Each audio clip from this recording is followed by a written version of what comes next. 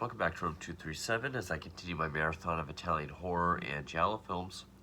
And now we've come to the last review for the Forgotten Gialli Volume 2 set. It's actually the first one on the set, but it is Girl in Room 2A. I've already done the French Sex Murders, and I've done My Year Killer some time ago, so go check those out.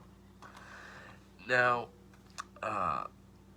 it came out in 1974, and it was directed by William Rose, who's actually an American filmmaker, mostly known for softcore pornography. Actually, I think he gave up directing after this film and went on to be an actor. I know he was in a very acclaimed Werner Herzog film, Fitzcarraldo. He's known for that film. But yeah, he was mostly known for softcore skin flicks before this. This is another one that was produced by Dick Randall, who's done a bunch of exploitation films at this time, including, and I don't know if I mentioned this in French Sex Murders, but he also did Pieces, which I've already done a while ago, and that's a slasher. It's not a Giallo, so that's why it's not in either Giallo playlist that I have. And it stars former Miss Italia, Daniela Giordano, who was also in Your Vice is a Locked Room and Only I Had the Key, one of my favorite Giallo films. She was also in Reflections in Black, which is a Giallo film I would like to get. Also stars Angelo Infanti, if I pronounce that correctly, who I think most people will know as Fabrizio from the first Godfather, one of Michael's bodyguards in Sicily, the one that rigs his car that kills Apollonio. There's not much on this film as far as production or backstory, but I'm guessing it was released in America in 1979 because it says 74, but then on this one site that I was looking at, it said 1979, so I don't know if that was the American release. That did happen a lot. They'll be released in Italy, and then some years later, they'll become more popular over here in America. But it also stars John Scanlon, Rafe Vallone, and Rosalba Neri, who's been showing up a lot in some of these more recent Gialli. Although I don't think she was originally credited in this film. Now, of course, I will mention that even if you watch the English dubbed version of this, there were a couple scenes that were never dubbed, and I think were only available in the Italian version. So there's a couple added scenes that are only in Italian, but from what I remember, they're not totally important scenes. It's kind of frivolous dialogue, at least from what I remember. Now, I can say that I enjoyed this film. I will say as a Giallo, it's incredibly weak. The mystery aspect of it is incredibly transparent and weak.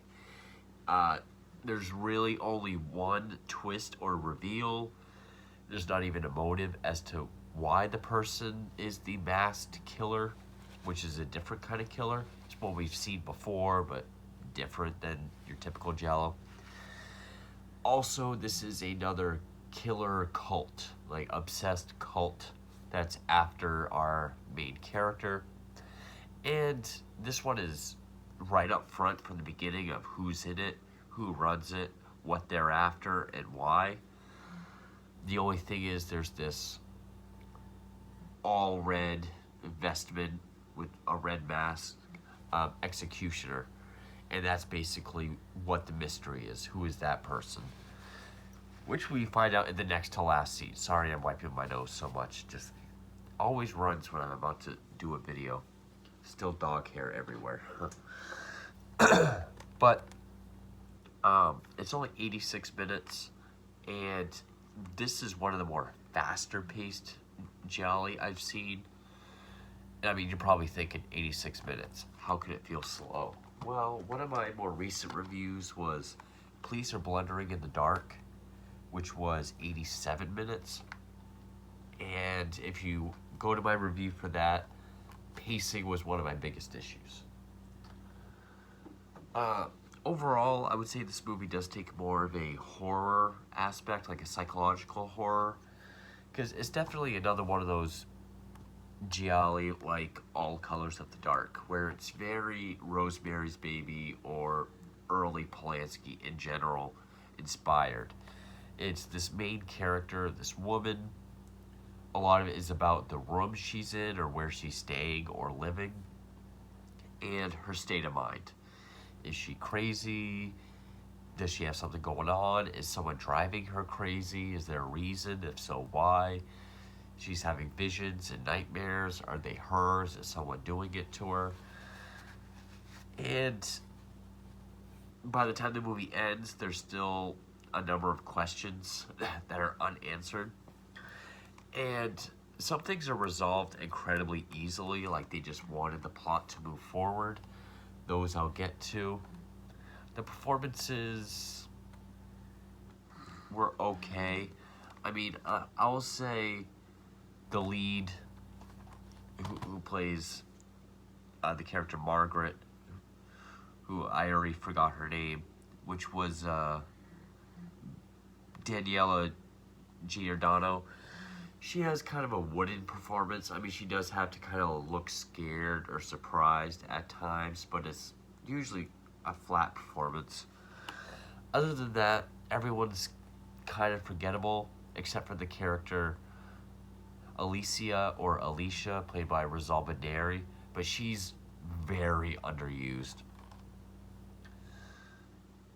And you would think that this movie would be more sleazy, being directed by a softcore pornographic director. It had its scenes, but it wasn't like the French sex murders. I was expecting more like a slaughter hotel, but that's fine. We do have plenty. It actually doesn't even have a lot of death scenes, but it has a few short torture scenes throughout. And when there are effects, there are some details in there that, even if they were by accident, I think they were a nice touch.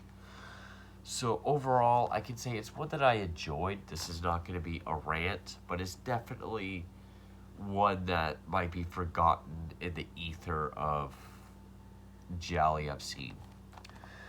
Now, the movie opens up with an abduction of this girl. She's put in a car, she's drugged, she wakes up, she's tied up, and she gets whipped, caned. There's this black walking cane that's put through a hole in the wall with a blade on the end. She's stabbed several times, and then her body is thrown over a cliff. And the cliff shows up a number of times. Then we get the opening credits, which I think the opening credits was put to like the POV shot of the house, which was kind of a nice Polanski type, like this is our setting. It's got this ominous music, which I will say who the music was by, because Alberto Pisano, who also did Strict Nude for Your Killer.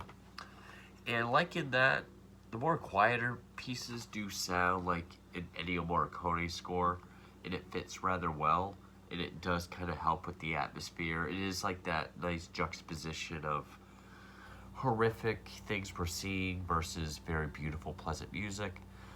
But when the music swells and gets bigger and more open, it does kind of feel over the top. But I can say I liked the music anyway. Which, was it that or French Sex Murders that had good music, but then it had this weird beat over it that kind of made it not fit? I think it was the French Sex Murders. But, so after the opening credits, we're introduced to our main character, Margaret, who's getting released from jail. She was only there for 2 weeks, but the movie really makes her out like she's had a long stint. And she gets to this sort of halfway house, boarding house, whatever, called the Grant House because it's owned by Mrs. Grant and her adult son Frank, who's played by what was his name? Angelo Infanti. And right off the bat, you can tell there's something up with them because they both have contradicting stories as to how the husband and father died. I don't remember what she said, but Frank says he fell off the boat and drowned. And she stays in room 2A. As soon as she gets there, there's like this blood stain on the floor under a rug that she nonchalantly just cleans up. And like just a wet rag and just cleans it up like it's nothing. Doesn't even mind it, doesn't question it. And then that's another plot point is every day it keeps popping up. She has these nightmares of the red masked killer. Even has one dream where she can't get out of bed because there's prison bars. And I think that's part of the Polanski. Is she crazy? Is someone driving her crazy? Is the blood stain even there? But as the film goes on, it tells us there's this cult. Because one of the next scenes is there's this other building, this asylum, also owned by the Grants, which I swear looks like the building in Godfather where that Michael shared with Apollonia. I could be wrong, but it looked like it. Where, we see Frank, we see the guy that runs the cult, who is a guy named Dr. Dries, or I'm just going to say Dries. I don't remember if he's professor, doctor, or what. In the first scene we see them, there's this other guy, and Frank has that black cane with the blade and is kind of playing with it, kind of, while the other guy is talking to Dries, he's kind of retracting the blade on the floor. It's foreshadowing and setting up and showing us the cane that we saw in the opening scene. But there was a conversation with Frank where he's like, hey, we tried to get a hold of you last night, but you were out. He's like, yeah, I know, I missed your call. And they're like, were you with your mistress? Are you cheating on your wife?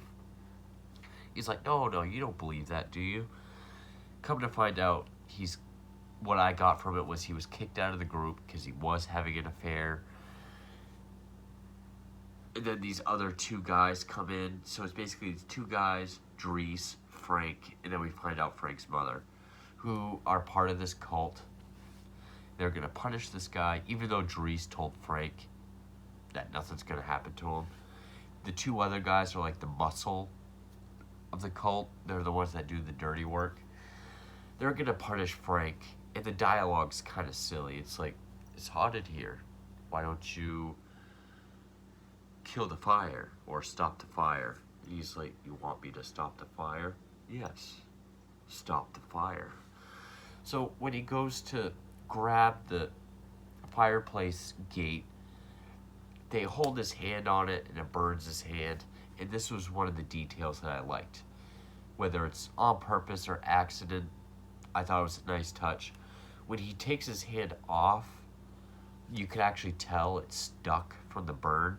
And there's like some remnants of his skin left on it, probably latex or whatever. But it's just there. The camera doesn't zoom in on it. It's just kind of there. Which makes me think it might have been an accident. But I think that was a nice touch.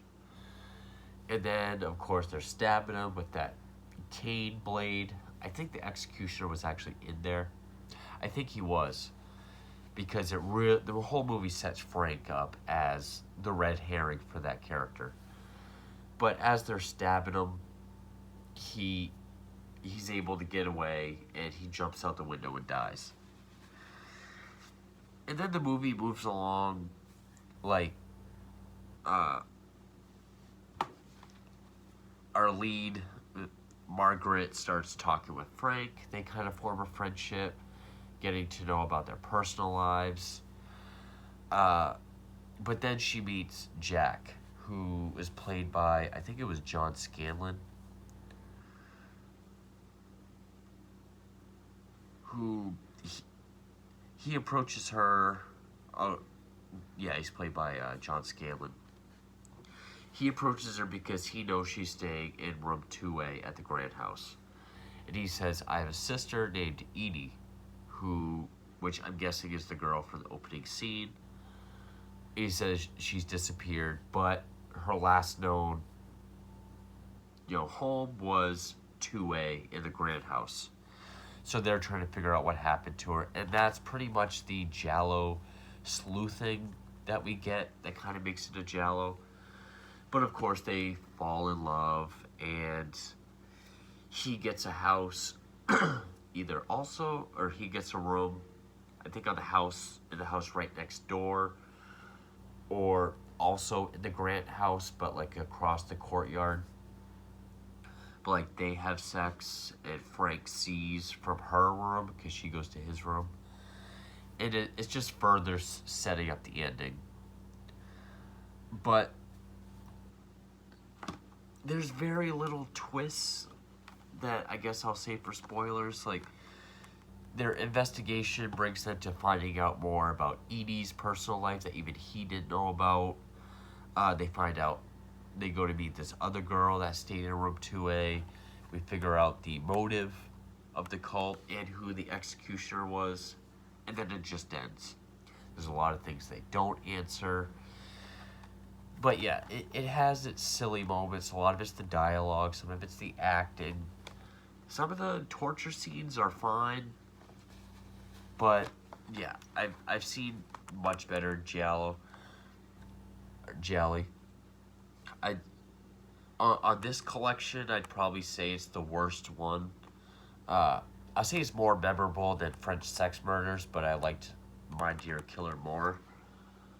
The only one on this that I haven't seen yet is The Killer is One of 13. Way better than Police Blundering in the Dark. I think I like Trauma more, though. So, I guess I'll get into spoilers, but the only way I can really recommend this is if you are a big Giallo fan and you want to see as many as possible. But go into it knowing it's probably going to be towards the bottom of your list. I mean, I don't hate it. I enjoyed it. I got entertainment out of it. But just remember, it's on Forgotten Gialli. There's probably a reason. Even though I never understood why My Dear Killer is on there. So with that, I'm going to get into spoilers. So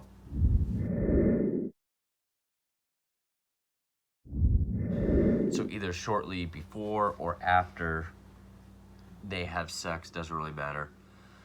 She knows that Frank's room is down the hall. She looked through the keyhole at one point and saw like a workshop, because it was established that he wants to be a set designer for plays, stage productions, and I think even movies. So she sneaks in at one point, and the deeper into the room she gets, the more personal and dark it gets. Like, first, it's just kind of hobby things that you would see.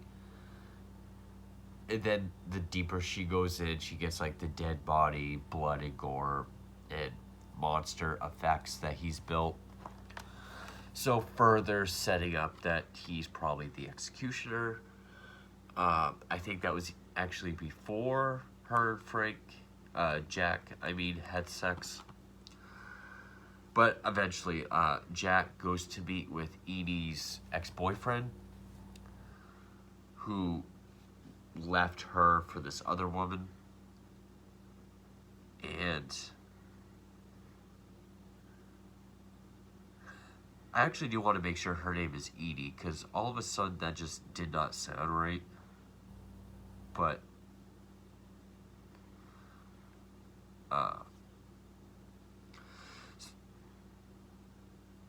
he goes to meet her former boyfriend, and he asked if she was in trouble.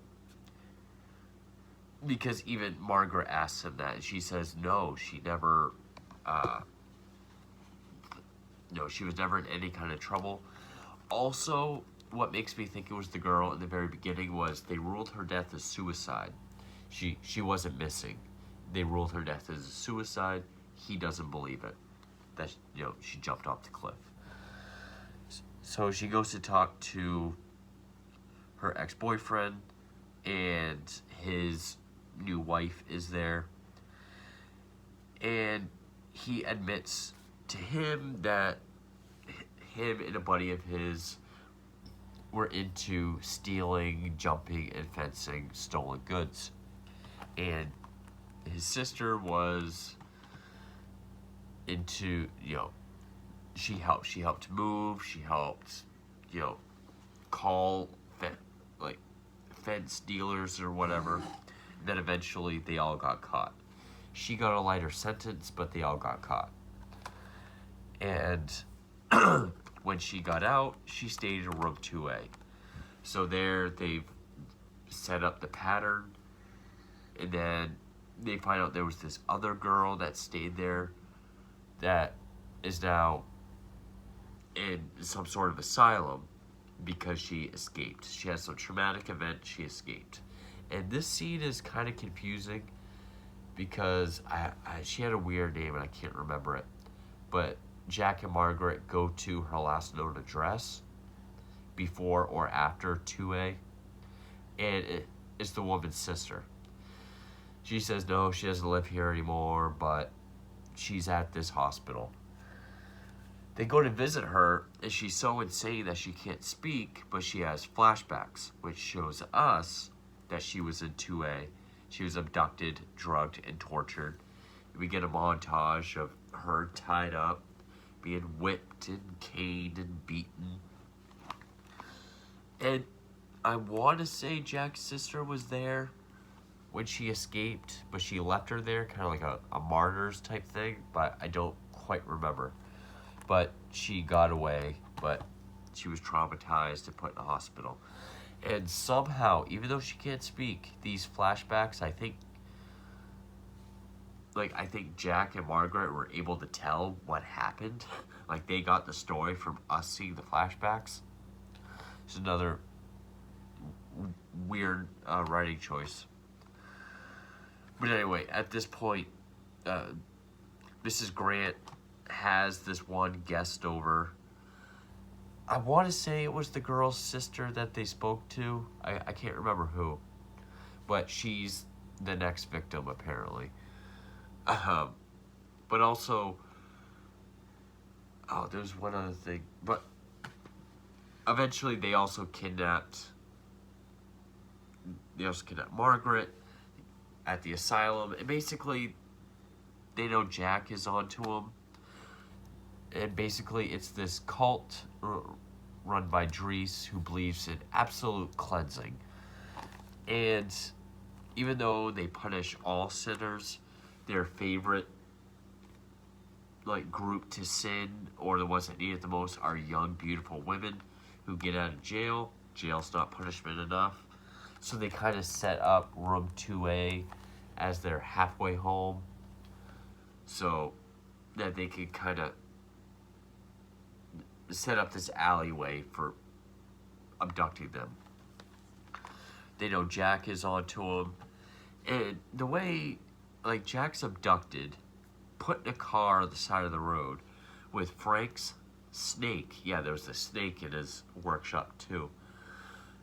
It looks like a garter snake. So he's in the car, tied up, yelling for help, and this random passerby happens to stop, cut his ropes off, and he gets out and runs to the asylum.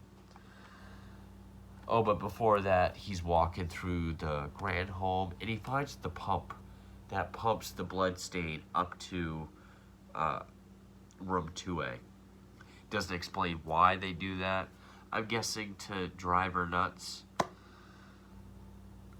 or to think someone's after her or whatever, get her to sin more. I don't know. Maybe to show an omen that something bad's gonna... It doesn't explain it. Anyway, just to move this along, he gets to the asylum. He saves Margaret. Now I remember what I was gonna say. which is perfect because we get to the reveal. Jack saves Margaret. He chases the red-masked killer to the cliff.